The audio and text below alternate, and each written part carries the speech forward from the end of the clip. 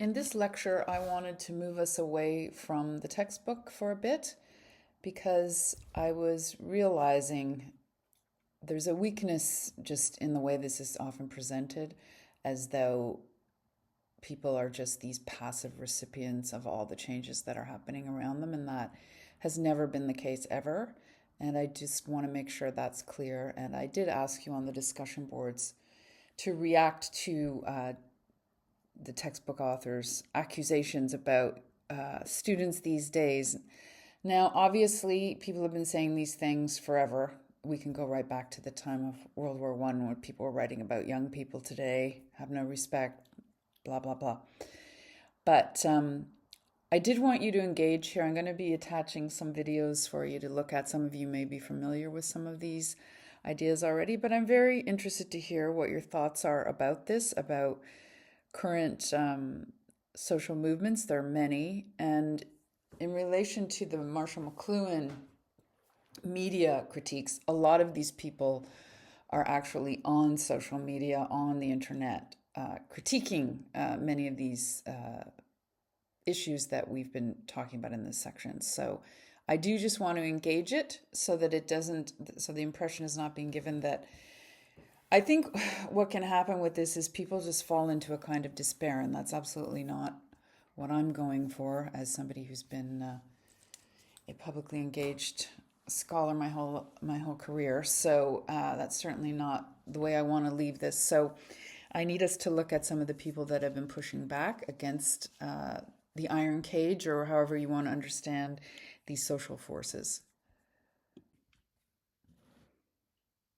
I want to start out by looking at the whole idea of the counterculture, and this often gets overlooked in social theory textbooks. It kind of flies in the face of functionalism, so they'll maybe give it a footnote. This is very hard to boil down into one slide like this. Obviously, this is a huge, huge social movement. So because it's so vast, I want to focus on North America and particularly on Canada.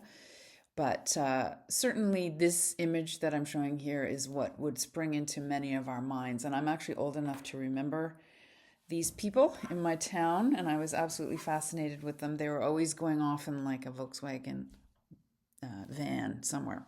So what one of the galvanizing points of this particular counterculture, and that begins in the 1960s, is their post-war. So they're a post-war baby boom.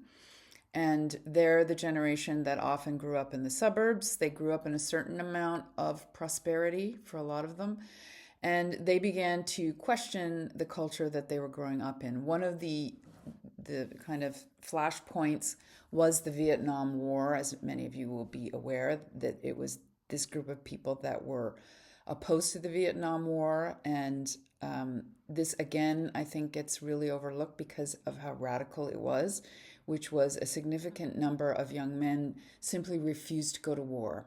They refused to go to war in a war they didn't believe in, because the Vietnam War, as many of them would say, was very different than World War II. There were moral reasons to sign up for World War II. But in the Vietnam War, it was clearly a colonial war of aggression. And so many, many young people were refusing to cooperate. And so this was seen as a tremendous threat to the state, actually, when, you know, the proletariat and just normal people start saying, you know what, we're not gonna fight in your wars. And so many of these people fled to Canada, actually, and I met a number of them when I was working in the library at U of T, and very interesting people. But, you know, a lot of them were completely estranged from their families because they had taken this step of going up against the government in this way. So that was one aspect of it, was the anti-war movement, the peace movement. There was a whole, I'm going to look at the environmental movement separately. That also springs out of this. So it was this incredibly generative movement. There was no particular leaders or center of the movement. It was very grassroots. It was very democratic. And again, I caught the tail end of this. And so there were still communal houses in Toronto when I was first living there. There probably still are. So a lot of these people became part of movements trying to reimagine society in a way that very much, they might not have used that language, but that goes against the iron cage, that moves us out of that. And so even the way they dressed, it's very expressive, right? It's not the man in the flannel suit going off to work on the train. It's expressive, it's personal, it's often it was often influenced by Indian styles of clothing because that there was the whole idea of taking up other forms of spirituality such as meditation. So there's a huge religious element to this movement of looking for spiritual guidance. Also, there's a whole back to the land component, and I was told by a local person that the back to the land movement was actually very strong in North Bay and the regions around North Bay.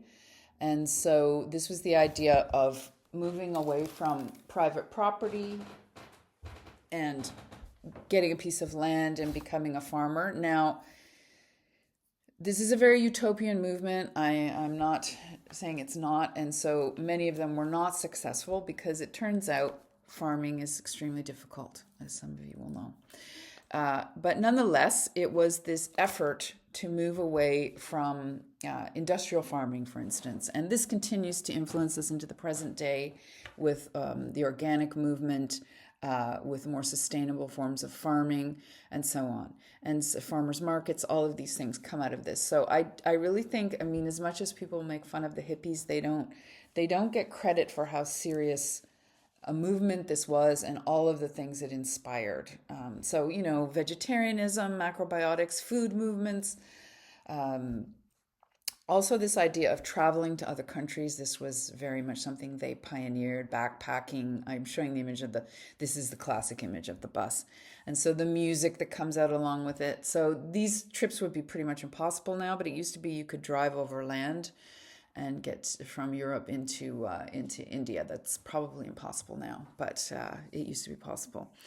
So they were going to places like Morocco. And so we see this coming down into the present with digital nomads, for instance. And I'll be getting to some of these more current movements shortly. But I do want to pay homage to these pioneers because they were really dropping out of mainstream culture, and that's a huge risk to do that. And one of the hippies that I met said that. He said, be careful with this because, time goes by and it's difficult to go back to school. It's difficult to go back into trying to get a job and so on. So this is definitely a romantic utopian movement, but definitely inspired many, many people, including myself.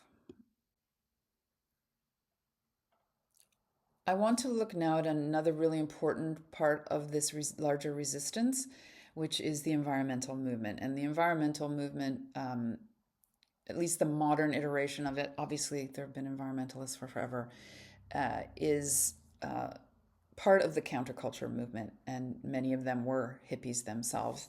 And so it comes about the sort of flashpoint. I'm going to be focusing on Greenpeace here now. Obviously, there are many environmental groups in Canada alone. There are many.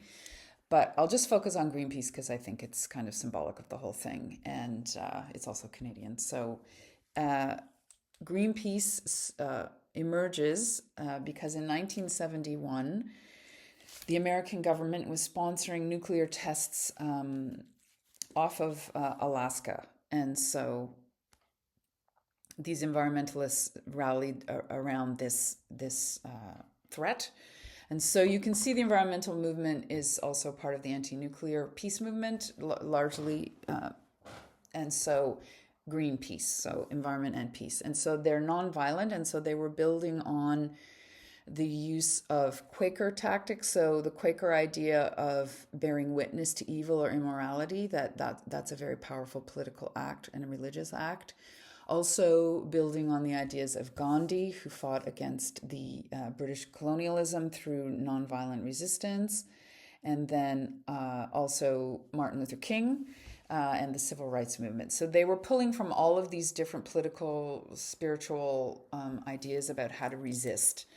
And so one of the key players in this group was Bob Hunter. He was born in St. Boniface, Manitoba in 1941. And I actually went to his memorial in 2005 after he died. And at the end of the memorial, they gave out saplings for us all to plant, which I thought was very beautiful. And so he was a journalist, an activist. And so the picture I'm showing you here is from the cover of a book on Greenpeace, and is so, to me, encapsulates what they were doing and the David and Goliath kind of energy they're bringing. So here you see these two guys basically in a dinghy going up against these whaling ships. And so they're also part of a sort of a larger animal rights movement, right, to protect species from its extinction. And so this is just one of the many acts, but I just want to start with the first one. So I'm taking this from their own website.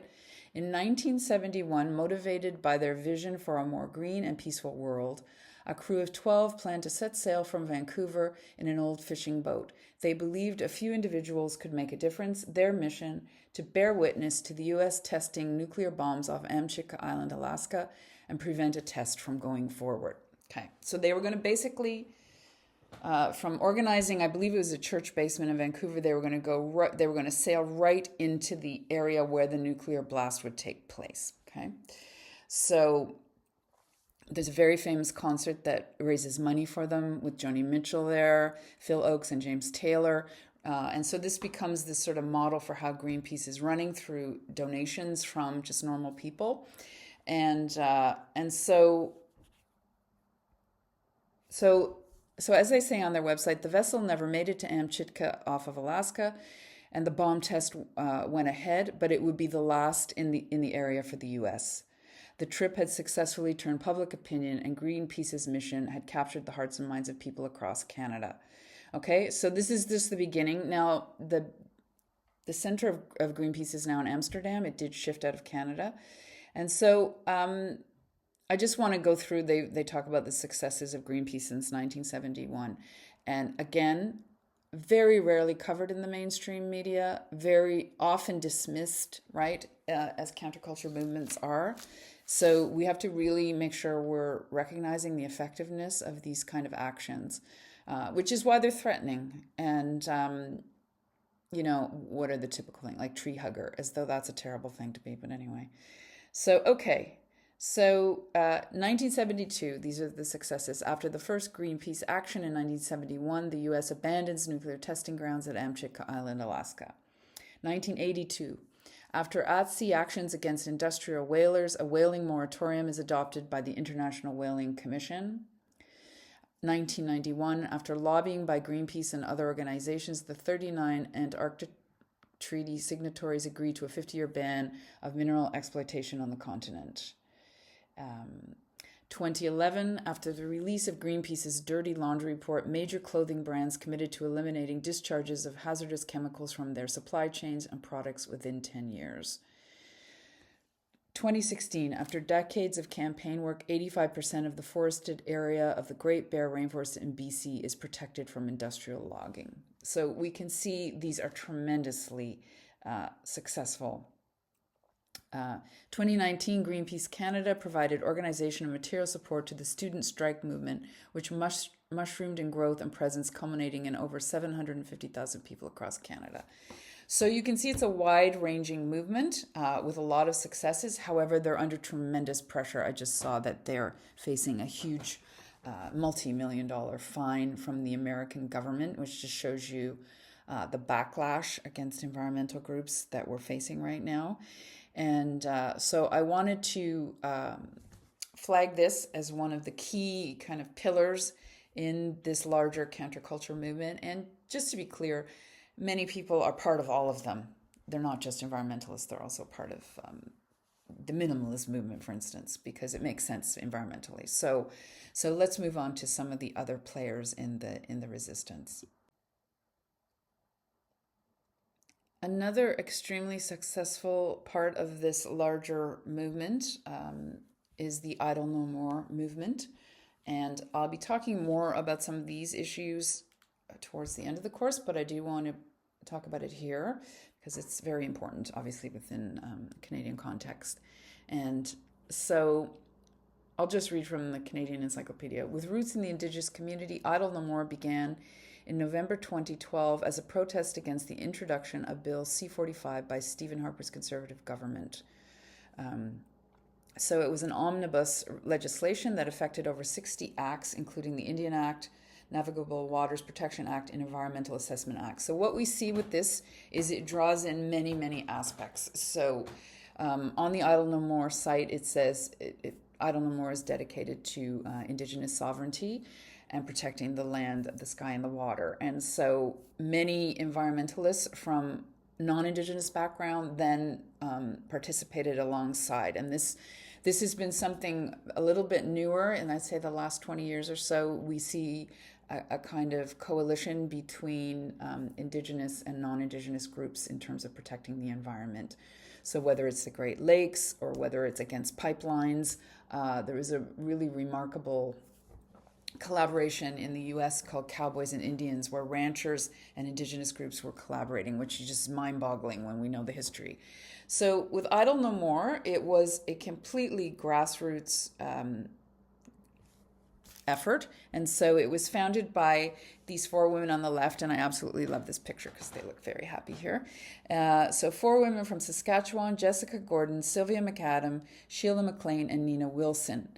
And so after an exchange of emails regarding Bill C-45, they established a Facebook page which they named Idle No More. And then this name has caught on and is still being used. And so they were organizing events all over Canada, and it happened quite organically, where each group would just take it up in their own way. So in North Bay, for instance, there were many, many different protests, and there was one at the Northgate Mall, and they were doing a circle dance, and I was very amused by the reaction, because the security guards didn't know what to do, because they're thinking to themselves, dancing is not illegal.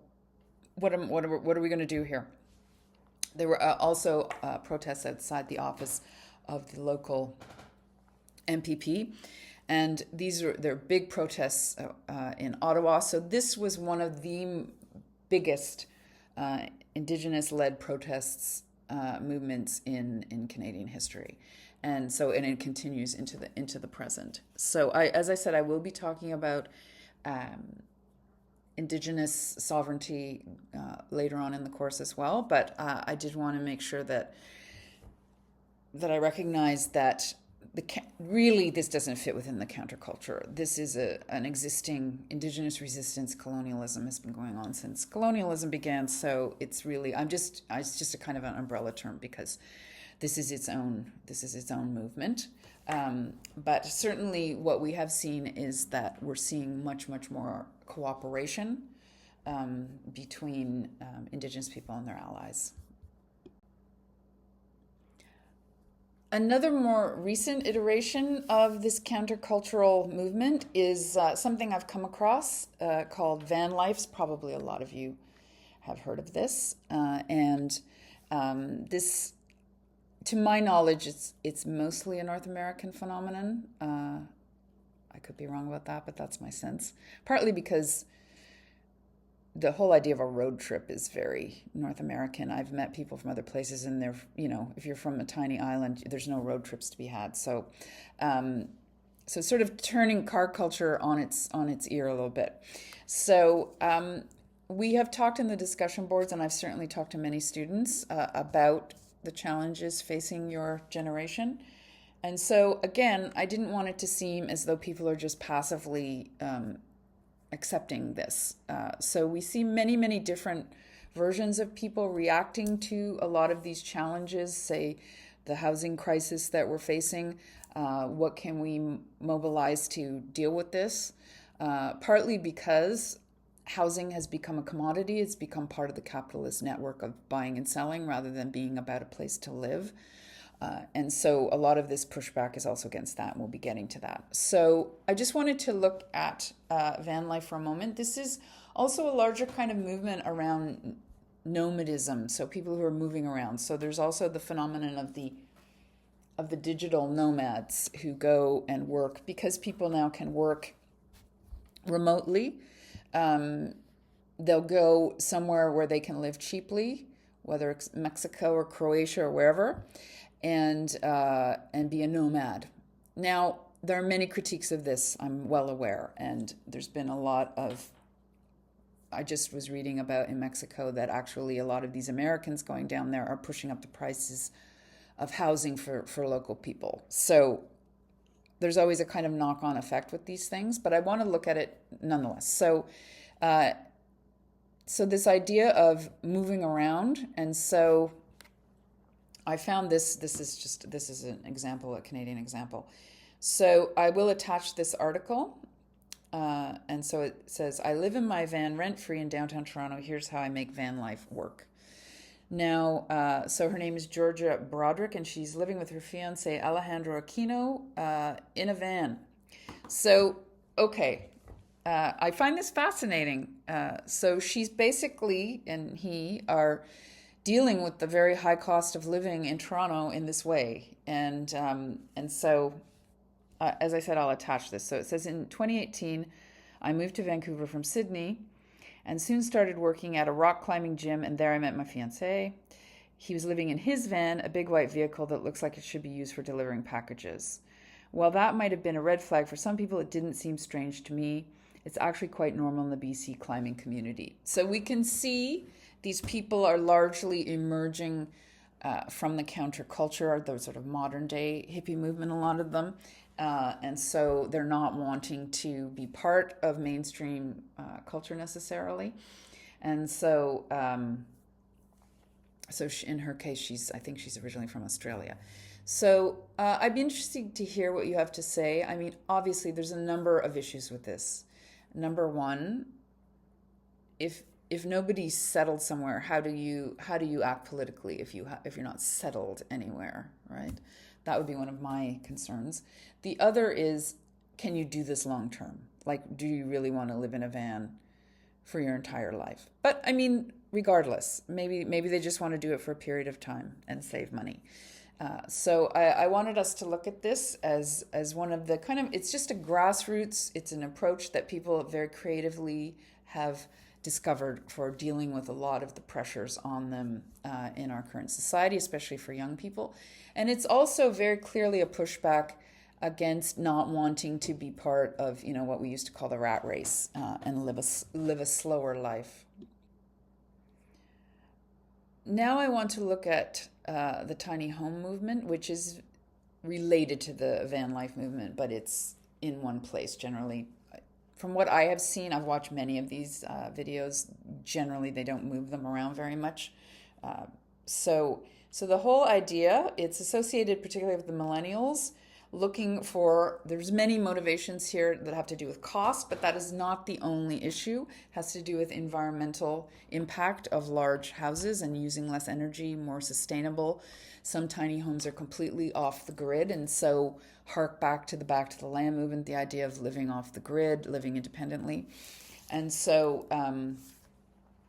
if you're interested, there are many. I'll attach this particular woman because her tiny home is so beautiful.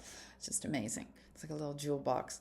And so the idea is they have to be around 400 square feet. It's small, like it is small. And so this really flies in the face of, I was going on the train through King City and looking at these giant mansions that they're building with turrets, and that's like the opposite, right? So this is kind of an opposite reaction, I think, to building of those massive houses that require so much energy in a Canadian setting, so much heat, right? So this is, as I said, an environmental movement. It's also a pushback against being in debt with a mortgage for your entire life. So these are very intelligent kind of grassroots reactions to a lot of the pressures that your generation is feeling, and people of my generation as well were feeling. And so it's definitely a pushback against consumerism, because obviously you can't put a lot of stuff in a tiny home, so you have to curate it. And so in the case of the woman pictured here, she also was very cognizant of the fact that a lot of these movements are very non-diverse. So she wanted to make sure that Black people also were thinking about this. And so in her case, She's able to live mortgage free, and I think part of what she does for a living is helps other people build these tiny homes. Now, there are clearly challenges to this because the system is not built for this. So a lot of people that live in tiny homes end up living in the backyard of a relative so that they can get around the zoning issues, because the cities have all these zoning issues. Sometimes they end up in kind of trailer park kind of areas. However, I have seen again and again around Ontario, for instance, the idea of building tiny homes for unhoused people.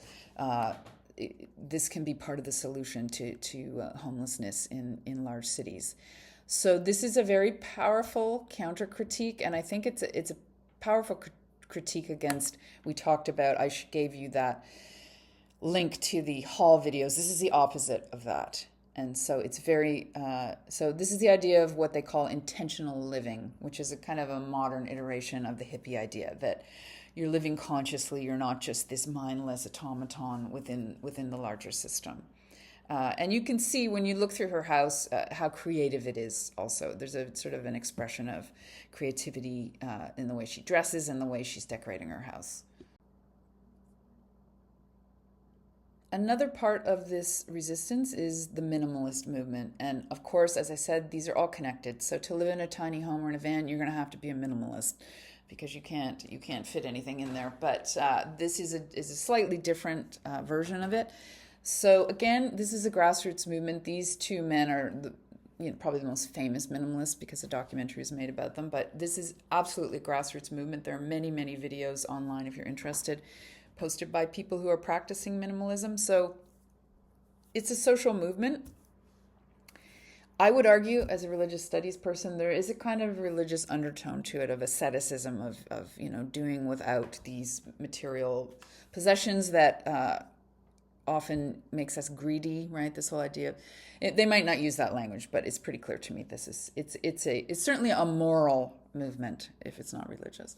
So just looking at some of the sites online, being a minimalist means intentionally promoting the things we most value and removing everything that distracts us. So this is very much a pushback against that kind of busyness that we are often told we should be always busy and producing. I've talked a lot with my students about that pressure to be busy, to be productive, which obviously there's nothing wrong with being productive, but when it gets harnessed to global capitalism, it's like, why are we being productive and who are we doing it for? So minimalism has asked people, I think what is striking to me is it's asking people to step back and reflect on their life, and are they living it the way they want? To me, that is the crux of the matter that makes it so interesting. And so if you decide, yes, I do want to work every hour of my life to make money to buy stuff, that obviously you're free to do that. But I think it's asking people to think about if that is, in fact, the way they want to live. And so as with many of these movements, it has impacts in all areas of life. So it's become almost a form of decor, which is annoying because it was the same with the hippie movement. They kind of took the outer trappings of the movement and left behind the things like cooperation and sharing money and so on, because those are actually threatening. But this has been very powerful, and there's a number of people I watch online that are very interesting. And again, I will attach just one example of the many people who are striving to live like this. So this is the idea. There's many, many versions of this. So you may have heard of the idea of the capsule wardrobe. So whittling down your clothes to just what you really need, buying quality. If you're part of the Buy Canada movement, trying to buy Canadian products, trying to buy organic products. And so again, all of these, the environmental movement plays in here, the idea that you're trying to live with as little of a carbon footprint as possible. And many of you will know that fast fashion is one of the worst, it's one of the leading causes of pollution through the materials and the chemicals they use, but also through the waste that they produce. Landfills are just full of cheap clothing that people have worn a few times and thrown away. And so minimalism is really looking at all of this. And so minimalism starts to change, and there's been all this backlash against it. The maximalists, for instance, and also, but it's also fed in this really interesting way into what people who call themselves part of the frugality movement. And these people are also fascinating. And so there's one young woman, I think she's English, but she's trying to live like her grandmother from the 1940s. And so when England was on rations and living frugally and not buying new things and repairing things. And so I think it's really important for us to step back and look at these movements and ask what they're telling us, because to me, this is just normal people saying, I want to live a life of meaning. I don't want to just be part of this larger structure.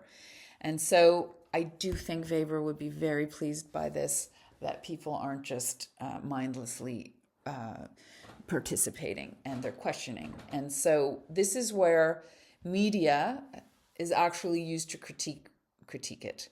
And so again, I'll attach some of the videos and you can look at some of them on your own. But definitely very young people, like early 20s, trying to live like their grandmothers in World War II. It's fascinating.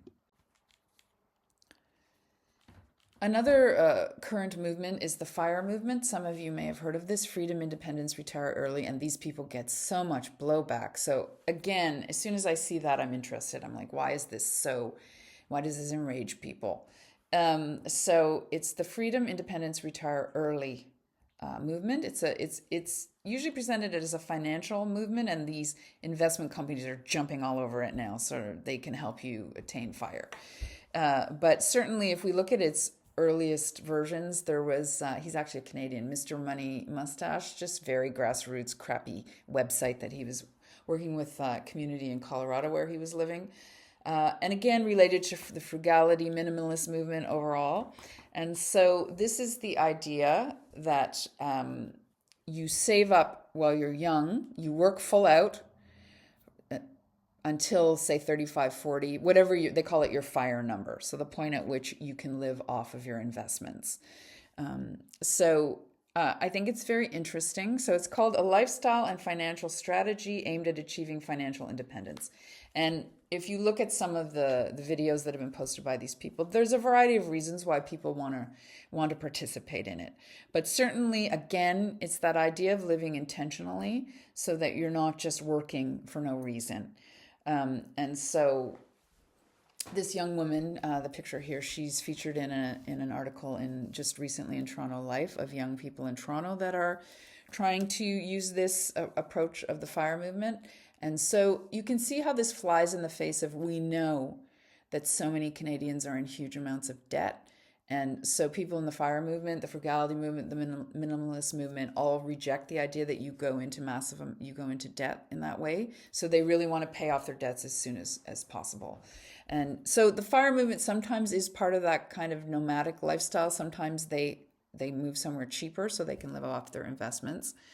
So I am not saying there aren't problems with this. I watched a video of an English woman, and she said they left the movement because when you're investing, particularly in high yield investments, it's often in things like fossil fuels or things that you can't get behind in terms of your ethics. So there's a whole other challenge to this that I definitely would raise. But I do, again, as I said, I want us to look at it as, what is this telling us as a movement, that we're hearing about this so much and that people are signing on, and people of your age are looking at this as a serious possibility. And I would say, even if you don't do it the full amount, I mean, the idea of getting out of debt, of getting ahead a little bit, can only be a good thing. And so I think it's important that we look at this as a kind of countercultural movement. I am currently reading this book, and so I see it as part of the larger movements that I've been talking about. It's published in 2020, and by Penguin, which is one of the biggest publishing houses in the world, which tells me that on some level this is becoming mainstream. This kind of book in, say, the 80s or the 70s would have been published by some hippie granola press, they did fantastic work, but it doesn't get out to millions of people the way something published by Penguin does. So I'm taking that as a good sign, but I'm also very cognizant of the way that the environmental movement has been pushed on its back foot in the last 10 years or so, partly because they've been so successful. We're seeing just tremendous amounts of greenwashing, and now I'm seeing in Canada this kind of using the excuse of the threats from the US to sort of deregulate again. And so uh, it's highly problematic. So this is an ongoing conflict, obviously. So I think it's important. Hickles starts with a quote from Wendell Berry, who's one of the most influential environmental writers and thinkers. And so Wendell Berry says, "We don't have a right to ask whether we are going to succeed or not.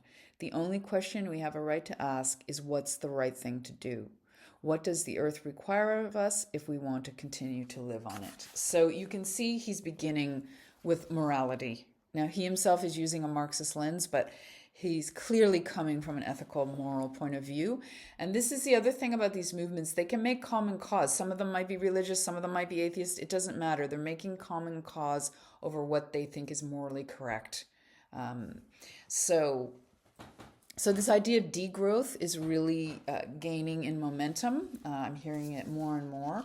And again, obviously, it's related to earlier environmental movements and sustainability movements.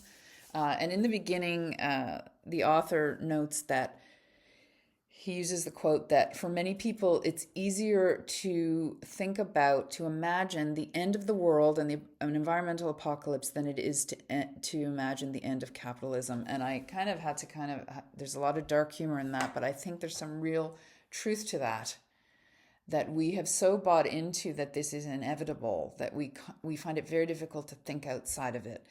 And if we're going to use Weber again, I think because we have been born and raised within these constructs, this iron cage, if you will, and so it becomes very hard to think outside. And this is what I think is so powerful about these resistance movements, that they think outside. They actually are able to deconstruct it, and so and to take action. It's not enough just to think about it; they take action. And so he talks about here, and he makes a really important point. That for 97% of human history, we have actually lived mostly in harmony with the earth. Now, obviously, humans have changed the earth in significant ways, but it really wasn't until the 1700s that we see the devastation that begins environmentally. And so he's basically saying it's not the fault of human beings, it's the fault of the system, and particularly the system of capitalism, that requires these enormous inputs of resources and labor to create profit. So again, we see Karl Marx coming in here through Hickles' analysis. We see the environmental movement coming in through his analysis. And so this is one of the sort of the current drivers of many. I would say this brings together all of these movements that I'm talking about in this lecture. And so this is just one author on the topic. There are many. And so, as I said, I wanted to make sure that we were looking at people who are thinking outside the box. Some of them just like these young people I've been highlighting that just decide they don't want to live in that way, where they're just working for no reason and want to live lives of meaning. So as I said, the fire movement, for example, one thing I would say is if you're doing work that has meaning for you, you don't need to reject the working world, right? So it's not that we have to be black and white about it. Now, many of the people in these movements are very black and white about it, and that's fine. But there's almost a religious zeal that starts to happen, and that's totally understandable. I think when you're trying to live in a way that's against the culture, it's very challenging. And so often you can get into these kind of black and white states of mind. But as somebody who's teaching these, I want to just give us a wide swath of approaches. They might not see themselves as fellow travelers, but certainly I see them as part of this larger movement that's looking to understand the world differently. It's critiquing the way that we're living.